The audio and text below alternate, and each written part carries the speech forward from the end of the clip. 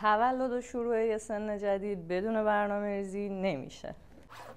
لپتاپ، دفتر برنامه‌ریزی، دفتر ژورنال نویسی و دفتر ایده‌هامو برداشتم که بریم یه کافه دنج هم صبحونه بخوریم هم ببینیم از سال جدید چی میخوایم. روزایی که میخوام صبحونه رو بیرون بخورم همانقدر خوشحالم و اینجا هم کافه محبوبمه که خیلی زیاد میام. دلم صبحونه انگلیسی میخواست با نوشیدنی ژرف. اول از همه به مغزمون سوخت برسونیم که بتونه درست هدف گذاری و برنامه‌ریزی بکنه و بعد از اینکه ته صبحونه رو درآوردیم وقت برنامه‌ریزیه. توی دفتر برنامه‌ریزی سعی کردم یه سری روتین صبح و شب جدید برای خودم بنویسم و روتینامو بهتر بکنم.